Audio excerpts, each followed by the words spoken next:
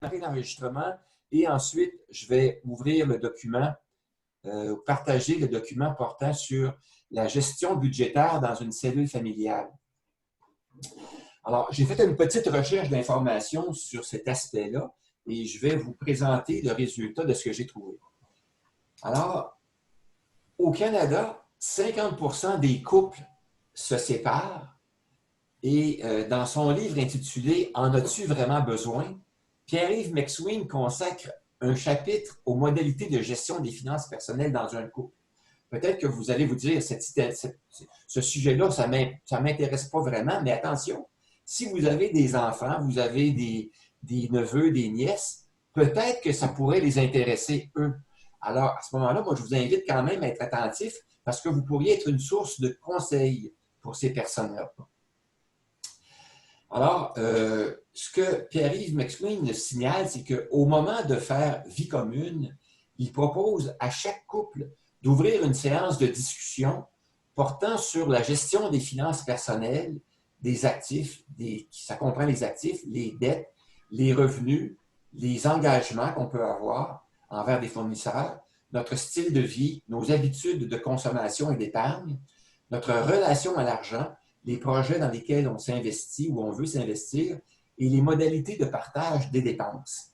Alors, cet item-là est fort important, je pense, parce que, comme j'avais déjà souligné dans une des rencontres précédentes, parler argent, c'est un sujet tabou en général dans la société québécoise et dans les couples aussi. Alors, on a intérêt, comme le souligne Pierre-Yves McSween, à ouvrir un espace de discussion pour que ce soit plus facile de prendre les bonnes décisions à ce sujet-là.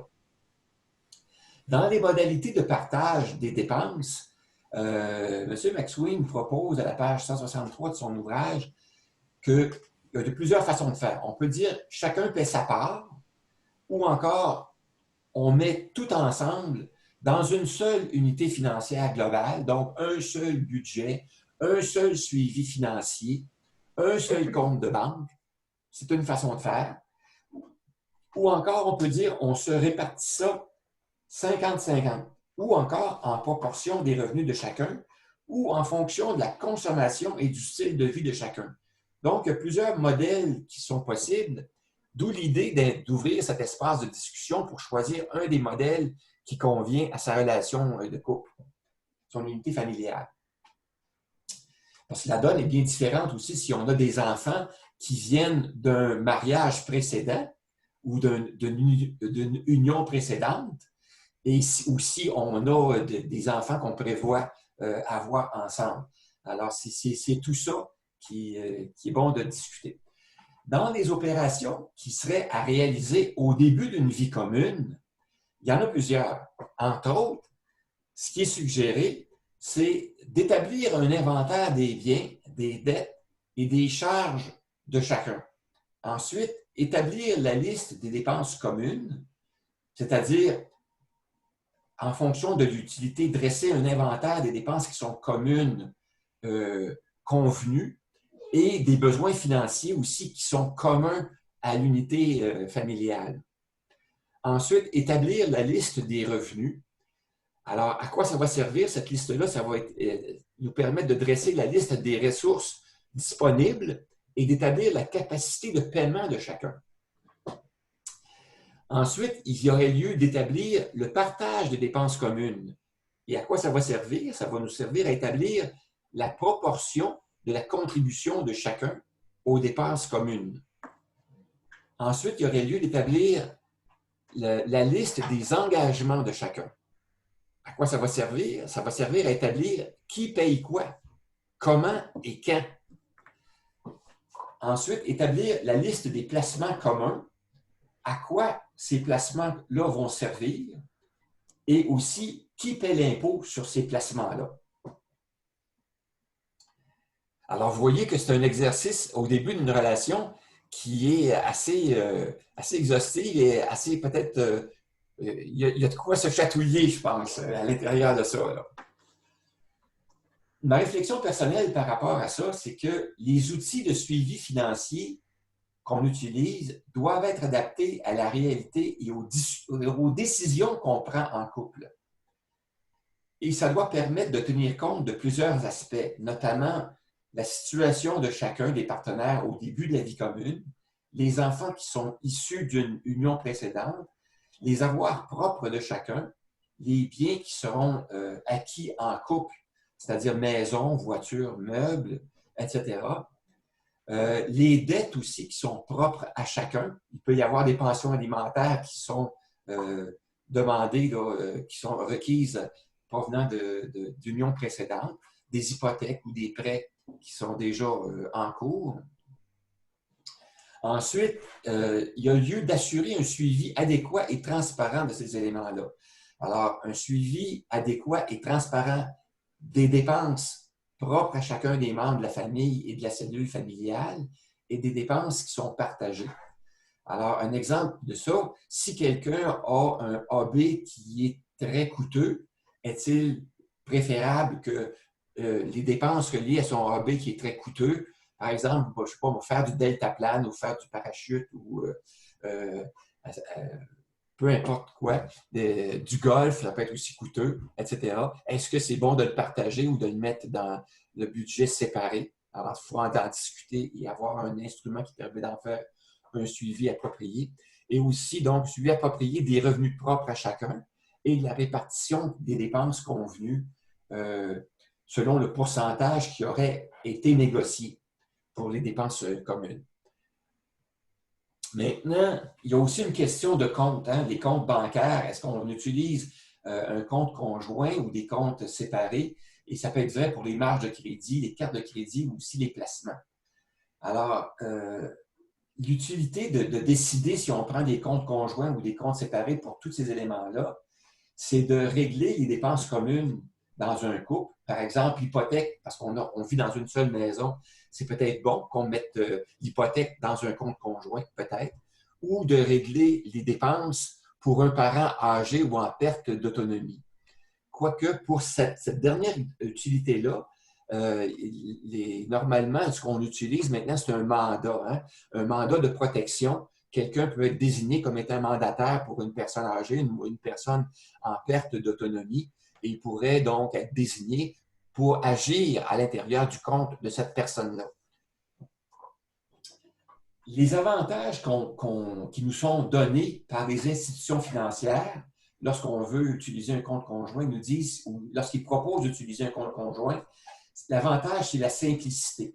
Et souvent, les institutions financières, lorsqu'on achète une maison et qu'on veut avoir un prêt hypothécaire, si la maison est détenue au nom des deux conjoints, les institutions financières vont exiger que l'hypothèque soit prise à l'intérieur d'un compte conjoint.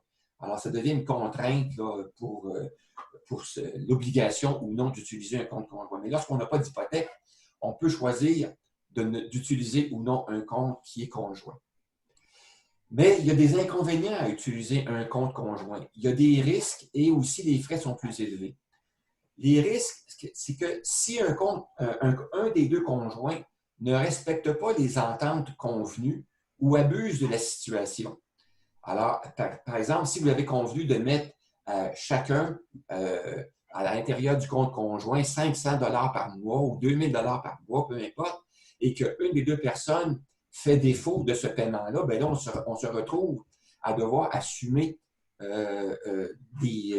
peut-être des défauts de paiement pour une hypothèque ou pour d'autres engagements qui vont faire en sorte qu'on va avoir des pénalités qui vont être facturées par l'institution financière. Et ce n'est pas toujours drôle d'avoir des pénalités à payer et ça peut aussi affecter sa cote de crédit. Alors, c'est donc un risque qu'il faut calculer si on décide de prendre un compte conjoint. Aussi, il y a un risque au moment de la séparation ou lors du décès. Lors de la séparation, on entend des fois des histoires assez malheureuses où les personnes qui se séparent, il y en a un des deux qui part avec le contenu du compte conjoint. Et si dans le compte conjoint, il y a une carte de crédit, il continue à utiliser la carte de crédit du compte conjoint, mais la situation de séparation fait en sorte que la personne qui va être copée des dettes de ça, ça peut être un élément là, qui est à prendre en considération. Par ailleurs, à chaque fois qu'on utilise un compte conjoint, il y a des frais qui sont reliés au compte. Si on a une marge de crédit, des frais à la marge de crédit, aux pénalités et aux défauts de paiement. Alors donc, c'est un élément là, qui est à prendre en considération aussi. Alors, je sais que du côté de plusieurs personnes, ils disent si on peut éviter le compte conjoint, c'est préférable. C'est préférable que chacun garde son compte parce qu'il y a moins de risques de faire sauter là, un des éléments qui sont là. Particulièrement, moi, ce que je trouve, c'est lors du décès. Là. Lors du décès, là, on ne sait pas quand ça survient, mais tout ce qui est dans un compte conjoint, c'est gelé. Alors, si on avait l'habitude de payer l'hypothèque avec le compte conjoint, il faut trouver d'autres sources de revenus pour payer l'hypothèque à ce moment-là. Sinon, on a une pénalité. Alors, voilà. Ensuite, j'ai aussi constaté sur Internet, où des participants qui ont participé au groupe précédent m'ont indiqué qu'ils avaient retrouvé sur Internet des applications de gestion de dépenses communes qui sont disponibles sur téléphone cellulaire, entre autres, ou sur tablette ou sur ordinateur. Entre autres, les applications qui s'appellent, il y en a deux, une qui s'appelle Tricount et l'autre qui s'appelle Splitter.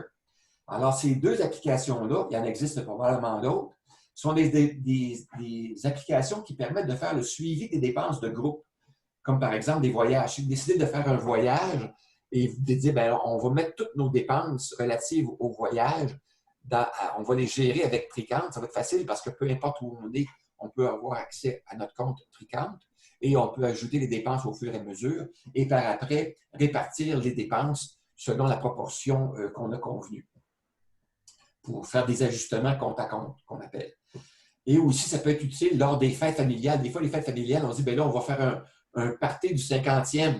Alors là, tout le monde va cotiser un certain montant, mais il y a des dépenses. Les dépenses vont être souvent engendrées ou générées par une ou deux personnes, puis le partage de ces dépenses-là va être fait par 6 ou 7 personnes. Alors, vous voyez le genre. Alors, ça permet donc de cumuler l'ensemble des dépenses et des revenus là, plus facilement. Et aussi, pour les organismes à but non lucratif, ça peut être intéressant là, d'utiliser une application comme ça, ou quand on partage le loyer avec des colocataires. Alors, pour des jeunes, ça peut être intéressant aussi d'utiliser ça. Chaque utilisateur donc peut ajouter des dépenses et le logiciel s'occupe de calculer ce que vous devez partager, ce que vous devez et à qui, afin d'équilibrer la répartition de chaque participant au groupe. Et vous avez des références là, qui ont été utilisées pour faire cette recherche-là. Vous avez des références intéressantes sur ce sujet-là. Il y en a plusieurs. Alors, c'est ce que je pouvais vous dire concernant le compte conjoint. Maintenant, je pourrais vous montrer la façon de faire si on veut faire le suivi d'un budget pour un compte conjoint ou un suivi des dépenses pour un compte conjoint. J'ai des applications que j'aimerais vous montrer par rapport à ça. Je vais aller vous les chercher. Alors, ça se peut que ça prenne quelques minutes. Je vais donc, une minute ou deux, là, si vous permettez, je vais arrêter le partage de ce document-là et je vais arrêter l'enregistrement.